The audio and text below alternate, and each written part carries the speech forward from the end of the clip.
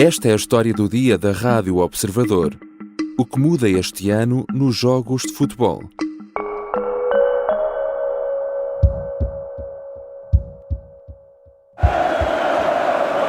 Está muito irritado o treinador do Futebol Clube do Porto, Fábio Veríssimo, está a falar com Sérgio Conceição, a dizer que ele tem de sair, e Sérgio Conceição diz que não sai, diz que não abandona o banco, diz que fica ali, diz que não sai. A época ainda mal começou, mas a polémica já teve início. Durante mais de 4 minutos, o treinador do Porto recusou-se a abandonar o banco depois de ter sido expulso no jogo da Supertaça frente ao Benfica. E assim se tem falado mais por estes dias do comportamento polémico do técnico azul e branco do que propriamente do resultado, que foi a vitória dos encarnados no primeiro troféu da temporada. Não deixa de ser irónico porque uma das indicações para a época que agora começa é precisamente para os árbitros terem tolerância zero para com os bancos e por isso prevêem-se mais cartões para quem está fora do terreno de jogo. Mas há mais, há novidades ou clarificações no fora de jogo, no VAR, nos descontos de tempo e mesmo no que podem fazer os guarda-redes no momento em que defendem um penalti. Tudo questões que quem quer acompanhar o campeonato precisa de ter em conta e que vamos esclarecer com a ajuda de Pedro Henriques, ex-árbitro e comentador residente de desporto da Rádio Observador. Eu sou o João Santos Duarte e esta é a história do dia.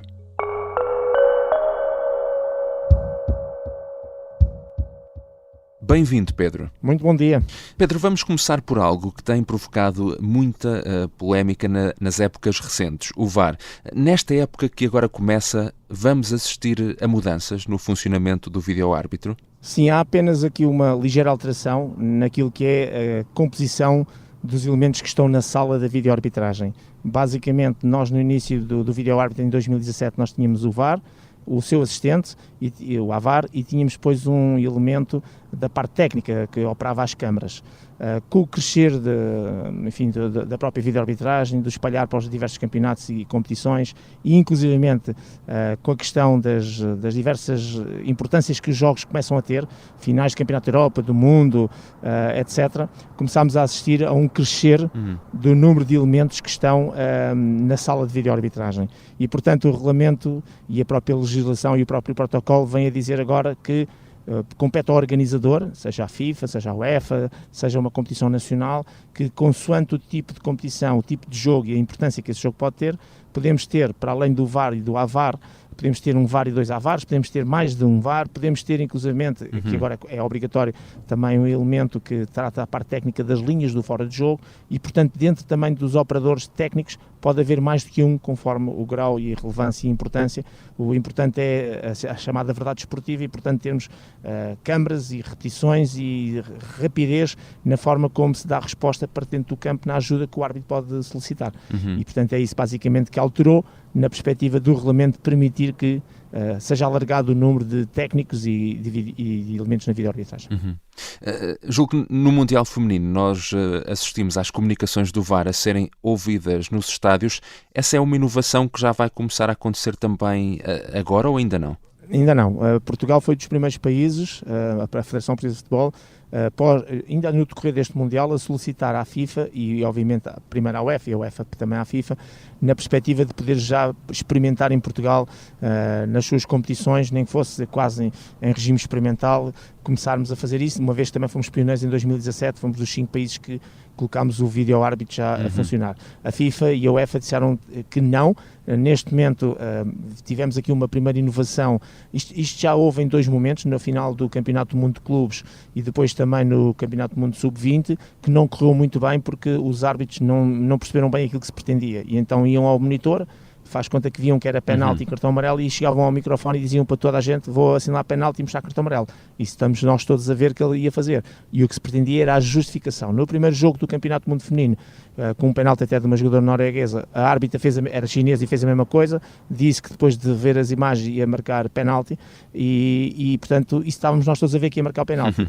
Mais um enxerrilho de críticas e o Colina, que é quem estava à frente e ainda está do Mundial, disse uma coisa muito simples: vamos aqui então fazer a alteração, e começámos a ver aquilo que todos pretendíamos, era explicação. E tivemos logo numa segunda jornada uma guarda-redes que defendeu um penalti fora da linha de baliza, e a árbitra, através da videoarbitragem, mandou retirar o penalti e explicou que ia mandar retirar o penalti porque a jogadora, a guarda-redes, tinha saído da linha, tinha-se tirado partido da situação. Portanto, ou seja, o que nós temos neste momento, e este é o futuro, é o árbitro, depois de consultar e ver o monitor, dizer para todo o Estado e para as pessoas que estão em casa, não só aquilo que vai fazer, mas porque é que está a fazer. Porque foi uma rasteira, porque foi o pé direito no pé esquerdo, porque ia isolado e por isso é que é vermelho, o que quer que seja. Isso há de ser o futuro, mas para já está proibido em termos de competições nacionais. Mas vamos dizer o seguinte, isto é muito rápido, o processo, se calhar daqui a um ano estaremos aqui a falar outra vez sobre esta alteração e esta introdução da explicação. It's offside. Well, it's very close. I think if anything, Alonso could have played him on, but I think it's offside. It's great composure from Mbappé, little step over. O gol de Mbappé, que deu a vitória à França frente à Espanha na final da Liga das Nações em 2021, causou polémica. O jogador estava claramente em posição de fora de jogo, mas o golo acabou por ser validado porque a bola tocou num adversário antes de chegar aos pés do avançado francês. Esta é uma questão que agora também vai ser corrigida? Exatamente, já tinha sido, mas agora em definitivo eles vieram explicar a diferença. Na altura o árbitro validou o golo e bem, porque o conceito era, a partir do momento que o jogador, neste caso foi um jogador espanhol, tentou jogar a bola, ao tentar jogar a bola até foi azar, jogou a mal e a bola acabou por ir para o Mbappé, que estava claramente em fora de jogo. E aí foi validado porque a lei dizia exatamente isso, a bola vinha do adversário que tinha tentado, tinha jogado deliberadamente a bola. Só que ele jogou deitado no chão, com dificuldades, em tackle, e o que eles vieram agora dizer é tão simples que é isso. Para que isto seja verdade, isto é, para que a bola que venha do adversário de forma deliberada e seja considerada, mesmo que, e portanto é a bola a ir para um jogador que está em fora de jogo, deixa de estar, é preciso que esse jogador esteja com todas as condições para jogar a bola, de pé, sem nenhum adversário por perto, a ver a bola partir, tudo o que seja ele no chão e de ressalto e a saltar com adversários na frente, considera sempre ressalto, e a partir daí mantém-se sempre o fora de jogo, se esse jogador que depois de receber a bola estiver em fora de jogo. Portanto, vieram aqui clarificar e fazer bem a diferença entre aquilo que é jogar deliberadamente e aquilo que é considerado ressalto. E há também clarificações relativas às faltas cometidas dentro da área, a situação que dá penalti e ao cartão que deve ser mostrado. Que clarificações são essas agora? Sim. Aqui também, de forma muito rápida, os treinadores tinham-se queixado da chamada dupla ou tripla penalização, que era um jogador que cometia penalti, quando o adversário ia isolado, e portanto era penalti, uma penalização, era cartão vermelho, ficava com menos um jogador, e esse jogador ficava, para o jogo era a dupla penalização e tripla, pensando que na próxima jogo esse jogador estava de fora.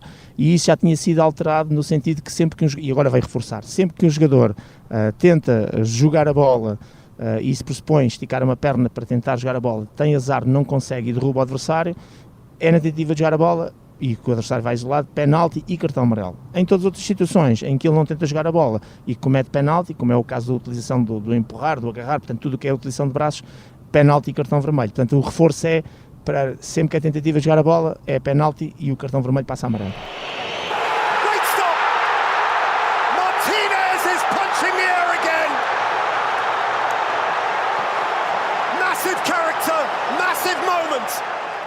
Todos nos lembramos no Mundial do Qatar, do guarda-redes argentino Emiliano Martínez e da forma como tentava, e muitas vezes com sucesso, com os seus movimentos, intimidar os adversários no momento de marcar o penalti. Para muitos era um espetáculo à margem do espetáculo, mas para muitos era também muito polémico. Vai mudar alguma coisa em relação a isso? Sim, muda aqui um aspecto e clarifica aquilo que já estava do antecedente. O que já estava do antecedente é o guarda-redes, quando está a defender o penalti, tem que estar sob a linha de baliza, para dentro de se movimentar, tem que estar de frente, entre os postos, baixo da barra, não pode tocar no posto direito ou posto esquerdo, na barra ou abanar as redes até a bola partir, e pode movimentar uma perna para a frente, desde que a outra, antes da bola partir, desde que a outra esteja sob a linha de baliza ou no enfiamento da linha de baliza. Portanto, nunca pode estar a defender o penalti, isto é, estando dentro da baliza e começando a correr para a frente, ou recuando.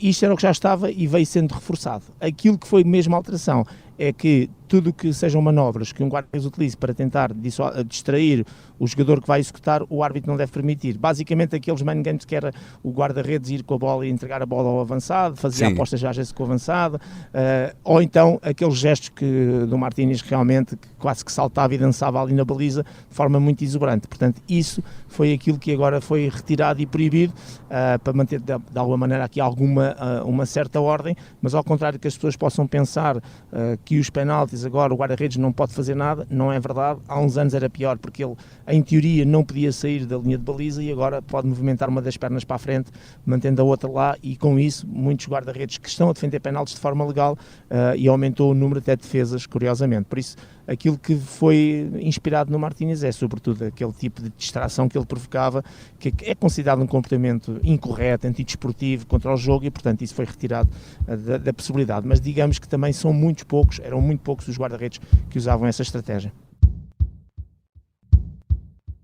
Já voltamos à conversa com Pedro Henriques. Na segunda parte vamos falar de um caso que já marcou a época que ainda agora está a começar.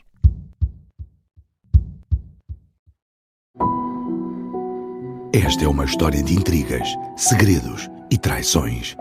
É uma história de agentes secretos e de um agente secreto em particular.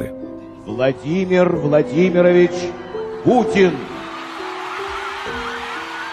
Esta é a história escondida de como Vladimir Putin montou uma teia de poder e guerra que começou no KGB e acabou na Ucrânia.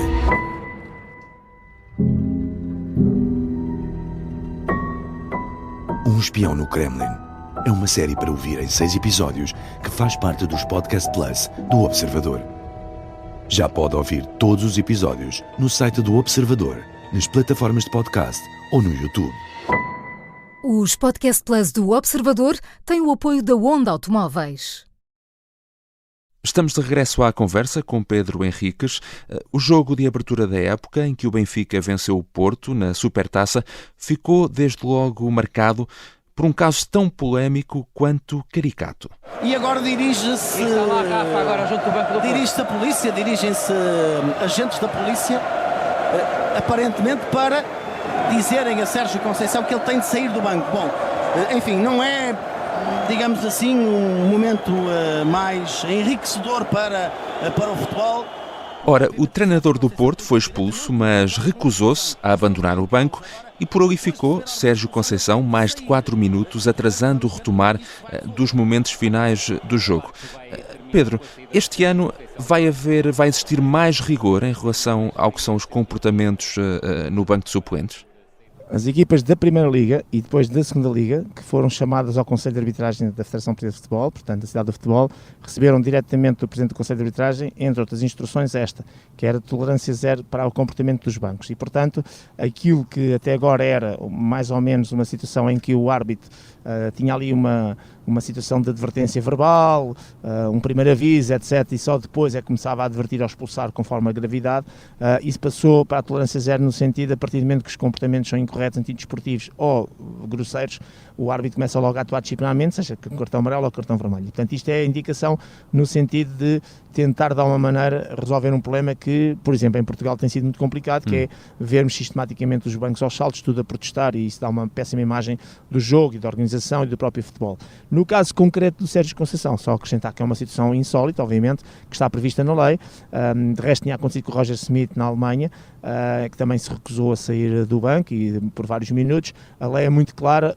O árbitro ontem, no dia do jogo, mais concretamente, usou o expediente de chamar o capitão, o Marcano, para ir tentar dissuadir da atitude do Sérgio Conceição, mas o que diz o regulamento não é bem isso, é o árbitro vir junto aos elementos do banco e pedir aos elementos do banco para fazerem exatamente isso, para tentarem dissuadir, neste caso, a atitude do treinador. E depois, caso o treinador mantenha o seu comportamento, não queira sair, o árbitro dá o jogo por terminado. Nunca, mas mesmo nunca, também faz parte do regulamento, pode ser utilizada a força policial para retirar esse elemento. Se tal acontecesse, o jogo tinha mesmo dado por terminado. E depois, a partir daí, é como digo, claro que depois o árbitro, enfim, utilizou o capitão, tudo ok, o importante era utilizar alguém que pudesse fazer esse trabalho, no sentido de dissuadir, e depois, a partir daí, e ainda foi ao banco falar com o Sérgio Conceição, não tendo uma questão de bom senso, o árbitro queria era resolver a situação, mas enfim, o regulamento o que diz é aquilo, mas de qualquer maneira a instrução principal é tolerância zero para o comportamento incorreto, grosseiro por parte dos bancos, passando logo para a advertência ou para a expulsão conforme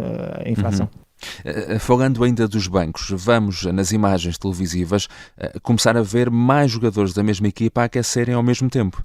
Sim, na Liga dos Campeões já era assim, em Portugal, nas outras competições nacionais, basicamente o que acontece é que em Portugal só podiam, vou dar o exemplo português, só podiam aquecer 3 jogadores de uma só vez. Ora, com a alteração da lei na altura do Covid, passámos a ter a possibilidade de fazer 5 substituições, ou seja, no limite, um treinador se quisesse podia substituir os 5 jogadores de uma só vez. Ora, para isso tinha que os ter a aquecer.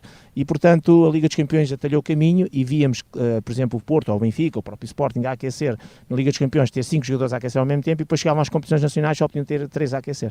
Pronto, já resolvido, está uniformizado, parece uma resolução simples, mas o artigo 41 vai explicar isso tudo. A partir de agora, nas competições organizadas pela Liga, portanto, podem estar 5 jogadores a aquecer de uma só vez, e curiosamente, no jogo da Supertaça já tivemos exatamente isso, tanto Benfica como Porto, neste caso concreto, tinham 5 jogadores a aquecer ao mesmo tempo na sua equipa. Há uma questão que também dá sempre que falar entre os adeptos, que é os descontos de tempo. Obviamente, para quem está a perder dá sempre jeito de ter mais um tempinho, para quem está a ganhar quer que o jogo acabe logo, mas no que diz respeito às regras de descontos de tempo, vai haver aqui também alguma alteração, não? Sim, inspiração no Qatar, aquilo que já tinha sido dito no Qatar, o Avar, o assistente do árbitro, começou, do vídeo-árbitro, perdão, começou a fazer uma coisa muito simples, que é, por exemplo, os guarda-redes são lesionados, ele começou mesmo a contabilizar especificamente o tempo dessa lesão, faz conta que era 1 minuto e 30, depois a seguir havia mais um jogador lesionado, portanto começou mesmo a tirar o tempo, e quando chegava ao minuto, por exemplo, para a segunda parte, que é o mais importante, ao minuto 89, quando o árbitro começa, através do intercomunicador, a falar com a sua equipa de arbitragem, quanto tempo é que vamos dar, etc., substituições, lesões, etc., o Vavar entrava em direto na comunicação a dizer, faz conta, 4 minutos e 30 foi o tempo que eu registrei aqui para as assistências. Portanto, resumindo e concluindo, todo esse tempo, e foi acrescentado sobretudo que está a gerar alguma polémica por parte de alguns treinadores que não estão a concordar, que é, inclusivamente, o tempo da comemoração dos golos começou a ser acrescentado, ou seja, basicamente, que também conta, e portanto o que vamos assistir, e isto é o mais importante em termos práticos, é as coisas como aquela que também, a Supertaça também deu-nos esse exemplo, de repente vimos o árbitro levantar a placa, ou o quarto árbitro, de 8 minutos, depois com aquela problemática que houve, até passou para 15, mas de qualquer maneira, habituarmos a isto, que vamos começar a ter jogos que, se estivermos ali num empate, ou com uma diferença de um golo, eventualmente 2, o rigor a ser aplicado. Se tiver uma diferença maior, já sabemos que os árbitros passam um bocadinho por cima e dão menos tempo, mas habituarmos a ver estes descontos mais alongados. Portanto, resumindo, vamos ter também jogos, como víamos, aliás, também no Qatar, que vão chegar aos 105 minutos, 110 minutos, até isso é cada vez mais provável. Depende do jogo, obviamente, pois. Sim, é mais provável, depende do jogo e do que acontecer no jogo, mas isso pode ser mais provável, sim. Agora uma questão também enquanto adepto, e aqui é um bocadinho também uma provocação, mas também das conversas que tenho com outros adeptos. Sabemos que em Portugal, especialmente, o tempo útil de jogo é sempre muito, muito baixo.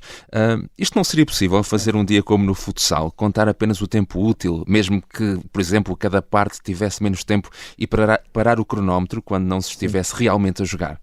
É o futuro, já está em cima da mesa. Relembrar que o International Board tem uma equipa que trabalha nessa área, que é liderada pelo Sr. Arsène Wenger, portanto dispensa apresentações, exatamente. O treinador do mítico do Arsenal, que neste momento lidera essa equipa, com antigos treinadores e com árbitros, etc., em que estão a pensar algumas mudanças, e uma delas é essa. Está estudado também em termos de futebol que, para termos mais ou menos uma parte, ou 2 partes de 45 a 50 minutos, que é normalmente o que se joga, em termos totais, que temos de ter tempo útil de 30 minutos. É lógico que o campeonato português tem um bocadinho menos tempo útil, mas pelas médias europeias, portanto, aquilo que se está a pensar é fazer cronometragem, à maneira do futsal, como disseste bem, com 30 minutos de tempo útil, mas obviamente para as competições profissionais, porque isto implica uma especialização que é de cronometrista. Parece que é uma coisa simples, mas basta a pessoa que está no cronómetro esquecer-se de parar o relógio e temos logo um caso, ou 2, ou 3, ou 10, e portanto, mas é o futuro, portanto passa por aí também. E já estamos assim muito mais preparados para ver os jogos desta nova época. Obrigado, Pedro Henriques. Obrigado um abraço, gostei de ouvir-vos. Pedro Henriques é ex-árbitro e um dos comentadores da Rádio Observador. Esta foi a história do dia. Neste episódio usamos ainda sons da RTP e outros retirados do YouTube. A sonoplastia é do Diogo Casinha, a música do genérico do João Ribeiro. Eu sou o João Santos Duarte. Tenha um bom fim de semana.